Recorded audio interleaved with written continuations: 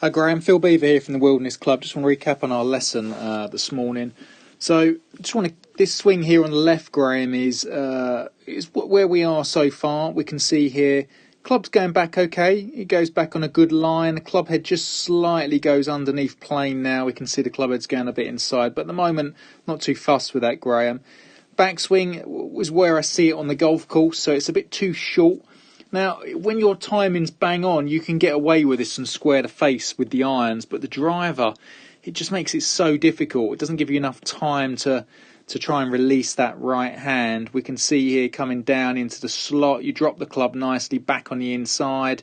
If anything, a little bit too inside, but I like that because it gives you the feeling that you can swing out to the right. But you can see coming down here how far right that club head is pointing, and that's nothing to do with the path the club's coming in, because we want you to swing as far out as that yellow line. We just want to see that club face close a bit, and you did a good job on this particular shot, because you can see just past the ball now the face is pointing to the left, so we've hit a nice little soft draw there.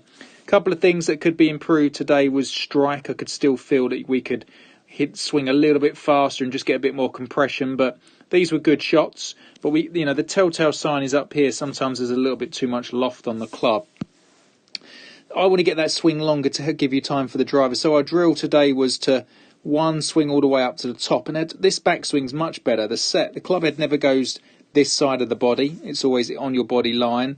The club is in a much longer position, and I'm asking you to stop at the top here. This is a very demanding drill and difficult. So you made a complete backswing, and then when you start down, you can see you've put the club in now in a nice position. Yes, I'd like this right elbow to be tucked a bit more, but that puts a lot of pressure then on your neck at the moment, so I'm letting you get away with that.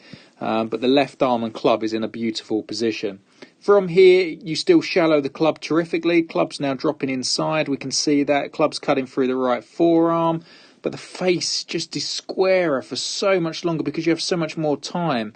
And again, you can see, the club is definitely attacking the ball from the right there, and then through impact, that very first contact, these lines are going to be different colours, but you can see, look at that, it's beautifully turned to right to left. And we saw the same with driver. It just gives you so much more time, Graham, which is the key. And then if we look up here as well, we can see now that yellow circle to that blue circle, there's less loft showing on that club face. So again, it's going to be more powerful. It just means you haven't got to swing it 100% all of the time. You'll get away with it. Use more time to release that club face. So I want to see swing at the top, stop, and then from there hit balls, swing out to the right as much as you can down that blue line and release that club as hard as you can.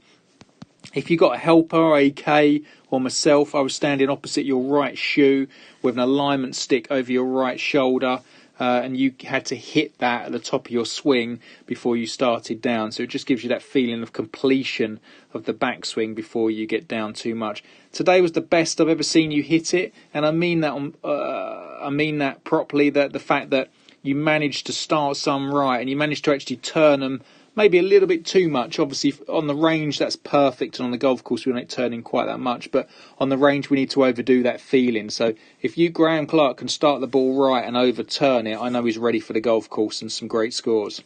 Thank you, Graham.